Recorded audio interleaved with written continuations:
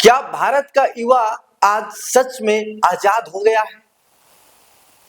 यह सवाल मैं नहीं, बल्कि आप अपने अंदर से पूछिए। क्या आप खुद को, अपने भारत को, अपनी संस्कृति को, अपनी सभ्यता को ब्रिटिश गुलामी से आजाद हुआ समझ रहे हैं क्या?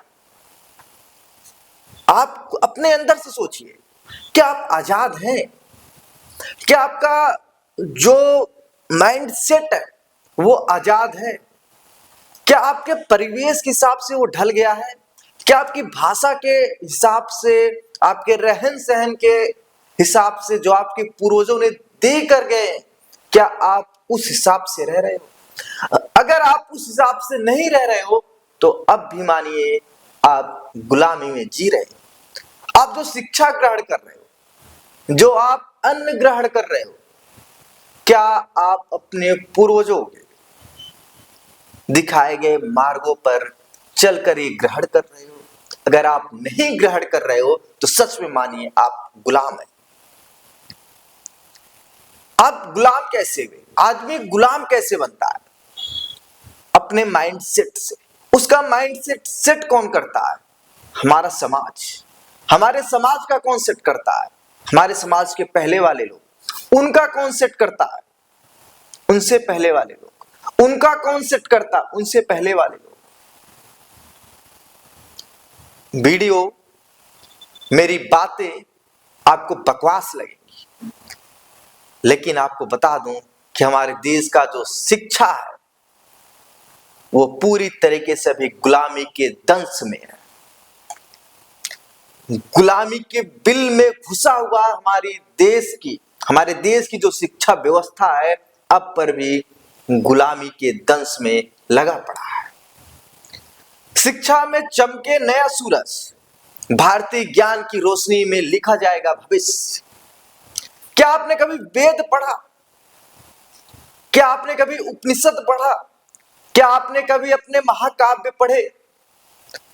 श्री रामचरितमानस पढ़ा? आप तो रामायण पढ़ ही नहीं सकते। मैं आज के युवाओं को गारंटी के साथ कहता हूं कि एक पेज आप रामायण नहीं पढ़ सकते। मैं आज के युवाओं को चैलेंज करता हूं कि संस्कृत में अपना परिचय दे दे, नहीं दे सकते, क्योंकि हमारी सभ्यता संस्कृत की रही है ना। हमारे ऋषि मुनि संस्कृत में पढ़ते हुए आए हैं ना। हमारी जो भाषा है, हमारे देश का युवा इंग्लिश बोलने में अपने आप को गर्वान्वित महसूस करता है, लेकिन उससे अगर दो शब्द हिंदी बुलवा लो तो नहीं बोल पाएगा, शुद्ध हिंदी नहीं बोल सकता। क्यों? आखिर इन सब के पीछे था कौन? आखिर देश के युवाओं का जो दिमाग है, जो बुद्धि का स्तर है, ये बदला किसने? क्या आपने कभी सोचा इन सब बातों की? हमारे देश को आजाद हुए 78 साल से ज्यादा हो गए, लेकिन हम आजाद नहीं हुए। हमारे देश के प्रधानमंत्री लगातार कह रहे हैं कि देश के युवाओं को मानसिक गुलामी से बाहर निकलना पड़ेगा। एक बार नहीं, वो 1000 बार कह रहे हैं। 25 नवंबर को श्री राम मंदिर के ऊपर ध्वजारोहण हो रही थी, उसके बाद भी देश के प्रधानमंत्री ने इस बात को बोला, लेकिन कोई ध्यान नहीं दे रहा है। सब अपने में व्यस्त है। लोगों को लग रहा है कि यही सब कुछ है, लेकिन देश का प्रधानमंत्री चिल्ला चिल्ला के कह रहा है, लेकिन कोई समझ नहीं रहा। देश की सरकार नई शिक्षा नीति ला रही है तो लोग उसका विरोध कर रहे हैं। आखिर क्यों? स्वतंत्रता के बाद भी शिक्षा व्यवस्था ब्रिटिश मॉडल पर आधारित है, लेकिन नई शिक्षा नीति 2020 भारतीय भाषाओं को शिक्षा की मूल भाषा बनाने पर केंद्रित है, और यही हमारे देश के कुछ लोग चाहते हैं कि ना हो। देश का युवा देश की भाषा ना पढ़े, बल्कि विदेशी भाषा को पढ़कर अपने आप को गर्वान्वित महसूस करे। ये हमारे देश के कुछ लोग चाहते हैं। यह नीति शिक्षा को रटने के बजाय कौशल और समझ पर आधारित करने का प्रयास करती है। भारतीय ज्ञान को मुख्य धारा में लाने का प्रयास करती है। सबसे पहले मैं आपको हाइलाइट्स बताता हूं कि आज हम किन मुद्दों पर आपसे बात करेंगे। देखिए, भारतीय टीवी की जो एक मुहिम है, सिर्फ खबर दिखाना नहीं है, बल्कि अपने समाज को बदलना भी है। अपने समाज को उस परिवेश में बदलना है जो आने वाले 1000 सालों तक उसका प्रभाव रहे। भारतीय टीवी पर दोस्तों मैं हिमांशु मिश्रा। देखिए, मैकाले की शिक्षा नीति का भारतीय शिक्षा पर कितना प्रभाव है, आज आपको ये भी बताएंगे। फिर नई शिक्षा नीति में भारतीय भाषाओं का महत्व क्या है, आपको ये भी बताएंगे। और शिक्षा प्रणाली में 5 धन 3 धन 3 धन 4 के नए ढांचे का परिचय भी आपको हम बताएंगे। लेकिन सबसे पहले मैकाले की शिक्षा नीति का भारतीय शिक्षा पर क्या प्रभाव है, पहले ये जानते हैं। साल था 1835 जब थॉमस बेबी गंटन मैकाले ने अपना प्रसिद्ध मिनट ऑन एजुकेशन लिखा।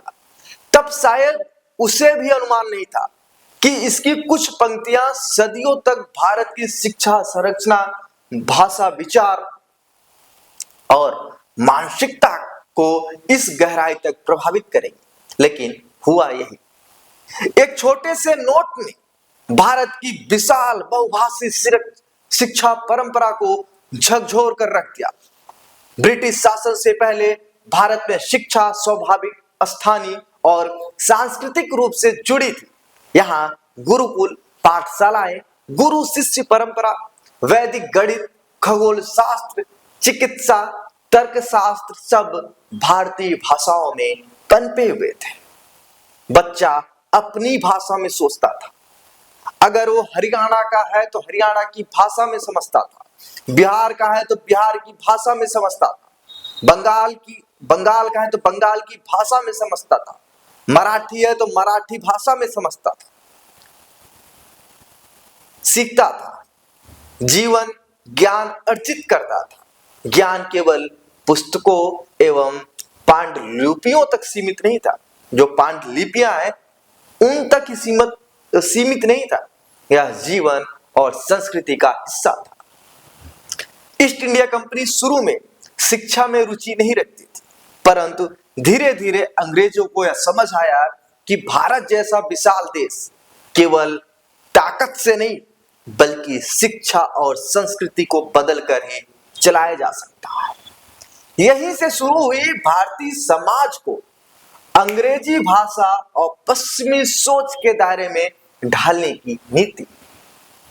मैकाले ने साफ लिखा कि पश्चिमी साहित्य और विज्ञान सर्वोच्च है और भारतीय ग्रंथ और परंपराएं तो बस यूं ही है, ये किसी काम की नहीं है।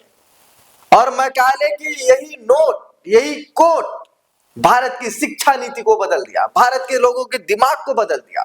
आज के लोग कहते हैं कि अगर तुम्हें अंग्रेजी नहीं आती तो कुछ नहीं आती, तुम्हारा कुछ नहीं हो सकता। लेकिन मैं आपको कहता हूं कि हमारे देश में कोरियन, चाइनीज, जापानी सब आते हैं, उन्हें अंग्रेजी नहीं आती, उन्हें अपनी भाषा आती है, उन्हें अपनी भाषा आती है। मैं गारंटी के साथ कहता हूं कि उन्हें बस दैट, ही, सी, इट, बस यही सब आता है और उन्हें अंग्रेजी नहीं आती। वो अपनी भाषा में आज यहां पहुंचे हैं। लेकिन हमारे देश में कुछ लोग कहते हैं कि तुम्हें अगर अंग्रेजी नहीं आती तुम बेकार हो, समाज में तुम्हारी कोई इज्जत नहीं है, तुमने कोई शिक्षा ग्रहण नहीं किया, ये हमारे देश के लोग कहते हैं। इसमें कहा गया है कि सरकार का एक ऐसा लक्ष्य तैयार करना होगा। मैकाले ने क्या कहा था, आप पहले जान लीजिए। सरकार का एक ऐसा लक्ष्य तैयार करना चाहिए जो रक्त और रंग से भारतीय हो। ध्यान देना इस बात पे, जो रक्त और रंग से भारतीय हो किंतु विचारों और रुचियों से अंग्रेज जानते थे कि स्थानीय भाषाओं में दी गई शिक्षा भारतीय समाज को एकजुट रखती है। इसीलिए अंग्रेजी को आधुनिक और श्रेष्ठ घोषित किया गया तथा भारतीय भाषाओं को धीरे धीरे प्रशासन, न्यायपालिका और उच्च शिक्षा से दूर किया गया। अंग्रेजी उच्च शिक्षा की एकमात्र सीढ़ी बन गई और भारतीय भाषाएं केवल घर परिवार की भाषा कहकर पीछे ढकेल दी गई। इसका उदाहरण मैं आपको देता हूं। जैसे आप 10 लोगों के बीच में बैठे हैं, सपोज करिए आप लखनऊ के हैं, जैसे प्रतापगढ़ के आप, आपके घर से कोई फोन आता हो, आपकी मम्मी का फोन आता हो, आप 10 दोस्तों के बीच में हैं, अगर आपने फोन उठाकर अंग्रेजी में बोला अपनी मम्मी से या तो हिंदी में बोला, हिंदी में मतलब जो शुद्ध हिंदी है, जो आधिकारिक भाषा है, अगर आपने उसमें बोला तो समझ लीजिए आपके मन में भी मैकाले की ये नीति बसी हुई है। अगर आप अपनी स्थानीय भाषा, मतलब अगर प्रतापगढ़ लखनऊ के हैं, अगर आपने अपनी स्थानीय भाषा अवधी बोला है तो समझिए आप मैकाले के उस शिक्षा नीति से बहुत आगे निकल पड़े हैं। आपको बता दें कि स्वतंत्रता के बाद भी जारी रहा प्रभाव, देश स्वतंत्र हुआ पर जिस शिक्षा व्यवस्था को हमने विरासत में पाया वह पूरी तरह ब्रिटिश मॉडल पर आधारित थी। नीति निर्माता स्वयं उसी औपनिवेशिक ढांचे में पढ़कर आए थे। आपको बता दें, डॉक्टर अंबेडकर हो, जवाहरलाल नेहरू हो, महात्मा गांधी हो, जितने बड़े बड़े बैरिस्टर थे उस टाइम जो हमारे स्वतंत्रता संग्राम की लड़ाई लड़ रहे थे, वो सब इंग्लैंड, यूरोप या भारत के अंग्रेजी मॉडल वाले विश्वविद्यालयों के उत्पाद थे। इस कारण स्वतंत्रता के बाद शिक्षा सुधार की दिशा तो बदली पर संरचना और विचार वही रहे। यह प्रभाव इतना गहरा था, यह प्रभाव इतना गहरा था कि आज भी कई परिवार अंग्रेजी माध्यम को बेहतर जीवन का प्रतीक मानते हैं। स्वतंत्रता के बाद बड़े आयोग बने पर दृष्टिकोण यूरोपीय रहा। जो उनका दृष्टिकोण रहा यो यूरोपीय मॉडल का ही रहा। आपको बता दें कि कुछ परिवारों में हमारे देश के कई परिवार ऐसे हैं जो अंग्रेजी माध्यम को ही बेहतर मानते हैं, वो बेहतर जीवन का प्रतीक मानते हैं। वो सोचते हैं कि अगर मैं अपने बच्चों से अंग्रेजी में बोल रहा हूं समाज में तो मैं समाज में सबसे ज्यादा पढ़ा लिखा। आपने बहुत सारे लोगों को देखा होगा कि बेटा वाटर पी लो, बेटा एप्पल खा लो, बेटा बनाना खा लो, कम हियर, ये भाषाएं बोलते हैं और ऐसा करके अपने आप को बहुत शिक्षित आगे वालों को दिखाते हैं, हम बहुत शिक्षित हैं। लेकिन आप शिक्षित नहीं है, आप मानसिक गुलाम हैं, अभी भी आप गुलाम हैं। यह सिलसिला 1948 की राधा कृष्णन समिति, 1964-66 की कोठारी आयोग, 1968 और 86 की राष्ट्रीय शिक्षा नीतियां और 2005 में राष्ट्रीय ज्ञान आयोग तक चलता रहा। इन सब के द्वारा शिक्षा में कुछ सुधार तो हुए पर ढांचा वही रहा। परीक्षा केंद्रित, अंग्रेजी प्रधान, पश्चिमी अकादमिक संरचना की नकल करने वाली शिक्षा थी। स्वतंत्रता के बाद कई विश्वविद्यालय स्थापित हुए जिनमें जेएनयू जैसी संस्थाएं भी शामिल हैं और इन्होंने ब्रिटिश और यूरोपीय विश्वविद्यालय मॉडल से आकार लिए। कुछ भारतीय भाषाएं यहां भी अध्ययन का विषय तो बन सकी पर ज्ञान की भाषा नहीं। अंग्रेजी आधारित शिक्षा के कारण भारतीय भाषाएं, विशेषता संस्कृत, हिंदी और अन्य भारतीय भाषाएं धीरे धीरे उच्च शिक्षा में निम्नतम स्तर तक चली गई। 1991 के बाद शिक्षा में निजी क्षेत्र के प्रवेश ने अंग्रेजी शिक्षा को और तेजी से बढ़ावा दिया। निजी स्कूलों में अंग्रेजी माध्यम को प्रतिष्ठा का प्रतीक बनाया गया। अब आपको इस पे एक उदाहरण देते हैं। हमारे समाज में अगर कोई बच्चा प्राथमिक स्कूल में पढ़ता है, माध्यमिक स्कूल में पढ़ता है, जो सरकार द्वारा आयोजित होते हैं, हिंदी मीडियम के स्कूल होते हैं, अगर कोई बच्चा स्कूल में पढ़ता है तो समाज की नजरों में, रिश्तेदारों की नजरों में, हर किसी के नजरों में यह कहा जाता है यार इसको तो कुछ आता ही नहीं है, अगर आता तो इंग्लिश मीडियम में पढ़ता। हमारे समाज ने अंग्रेजी माध्यम को प्रतिष्ठा का प्रतीक बना दिया। सरकारी स्कूल भारतीय भाषाओं तक ही सीमित रह गए। यह वही मानसिकता है जिसकी जड़ें मैकाले की नीति में थी। बदलाव की पहली बयार जब भारत में राष्ट्रवादी सरकार आई, नरेंद्र मोदी की सरकार आई, नई शिक्षा नीति 2020 पहली नीति है जिसने कहा कि भारतीय भाषाएं ही शिक्षा की मूल भाषा हो, मातृभाषा में शिक्षा को बढ़ावा मिले, भारत का ज्ञान दर्शन, कला, गणित, साहित्य मुख्य धारा में आए, शिक्षा कौशल और समझ पर आधारित हो, ना कि रटे रटाने। इसमें सामने आया कि 5 धन 3 धन 3 धन 4 का नया ढांचा जो भारतीय बचपन सीखने की प्रकृति और भाषा मनोविज्ञान से मेल खाता है। उच्च शिक्षा में बहुविषयक विश्वविद्यालयों का विचार गुरुकुल और तक्षशिला की परंपरा जैसा है। भारतीय शिक्षा अपनी जड़ों की ओर लौट रही है। भारतीय मन औपनिवेशिक मतलब औपनिवेशिक छाया से बाहर निकल आने की तैयारी कर रहा है। यह राष्ट्रीय पुनर्जागरण का संकेत है, जहां शिक्षा भारतीय होगी, भाषा भारतीय होगी, भविष्य भारतीय ज्ञान की रोशनी में लिखा जाएगा। आप सब देख रहे होंगे कि जब से देश में नरेंद्र मोदी की सरकार चली है, कर्तव्य पथ मतलब राजपथ का नाम बदल के कर्तव्य पथ। आप सोच रहे हैं संभव था सुभाष चंद्र बोस की मूर्ति इंडिया गेट के सामने लगाना? ये सब नए भारत की तरफ बढ़ते कदम है। मतलब मैकाले की गुलामी से सरकार हमें और आपको निकालना चाह रही है। अब तय हमें और आपको करना है। क्या आप उस गुलामी से बाहर निकलना चाहते हैं जिस गुलामी से हमारे देश की सरकार बाहर निकालना चाहती है? तो आप कमेंट बॉक्स में जरूर बताइए। दोस्तों, आप दूसरी तरफ चलते हैं। समग्र विकास का ढांचा क्या है? जो मैंने आपको बताया, 5 धन 3 धन 3 धन 4 ढांचा पारंपरिक 10+2 प्रणाली को बदलकर स्कूली शिक्षा को 4 चरणों में बांटता है। आइए उन चरणों के बारे में आपको बताते हैं।